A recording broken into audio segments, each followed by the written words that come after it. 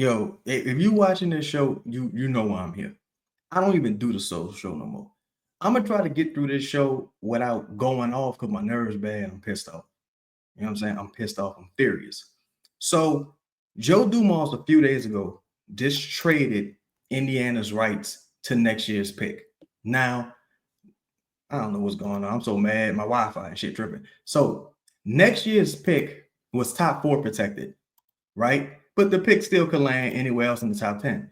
As you know by now, Therese Haliburton just went down with what appears to be a torn Achilles, right?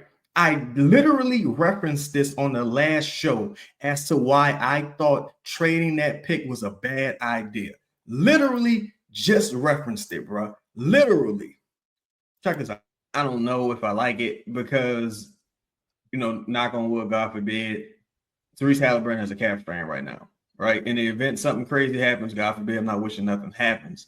But I would probably have preferred the coin flip because I'm looking at what 23 versus 25 next year. Does it really make a difference? You know what I'm saying?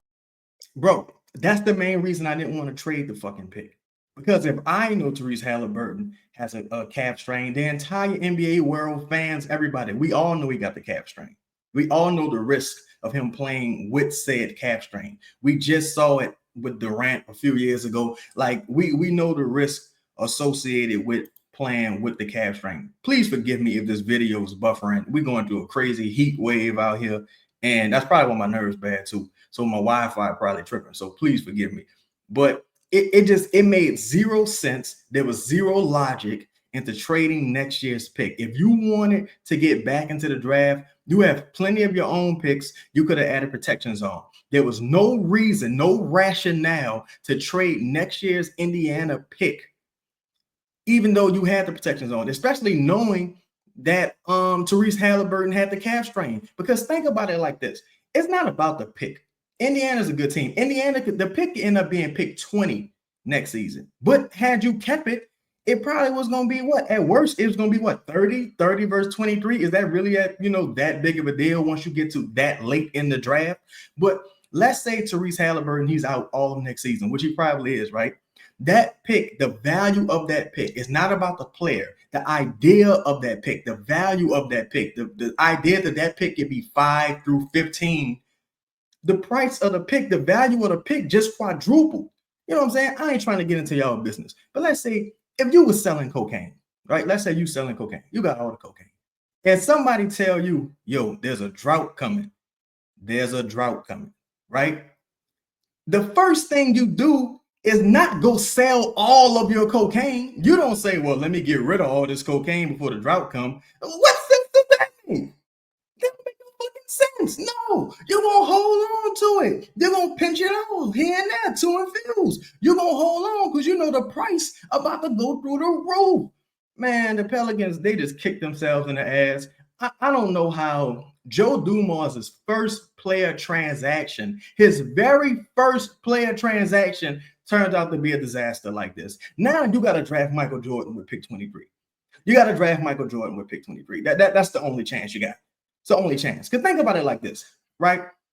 Even if Indiana's good next year, all offseason, people are going to look at their pick and say, yo, what's up with the pick? If you're Indiana and you decide, man, we should take a gap year, we're going to try to get a little younger, you know what I'm saying? We're going to maybe try to duck the tax next year. Like this, different things. Let's say whatever they want to do. You got their pick. If they want to take a gap year and try to get, a great draft pick in the draft, you had their pick. They had to talk to you. If the Bucks were saying, look, man, you can have Giannis if you want him. You know what I'm saying? Just give us Indiana pick, give us our picks back, and you can have them. They had to talk to you.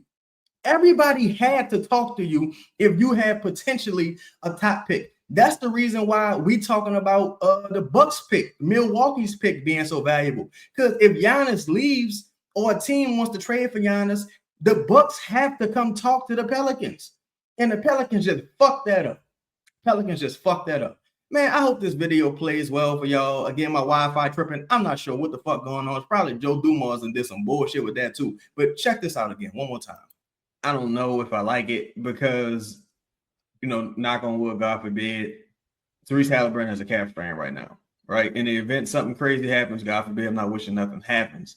But I would probably have preferred the coin flip because I'm looking at what 23 versus 25 next year. Does it really make a difference? You know what I'm saying? Bro, there's literally no difference between trading that pick when they traded it a few days ago and waiting till like Monday. Like, even if Haliburton doesn't get injured, wait until Monday, the same pick is there, like the same offer is there. Nothing's going to change. They still would have pick 23. But if you're the Pelicans and Therese does get injured, now you're not giving them that pick. Only way you giving them that pick is if Indiana wants to give you 3 or 4 future firsts or some shit like that. You're not moving off of that pick. You're going to say, nah, I'm going to just roll the dice. I'm gonna see what happens with this pick. Like, you know what I'm saying? Anybody trying to put a positive spin on this, either A, they don't know what they're talking about, or B, they never saw cocaine before. So that's today's show. Please be sure to like, comment, subscribe. Again, I'm probably not gonna be doing many of these. I just have to come talk to y'all. I'm out. Peace.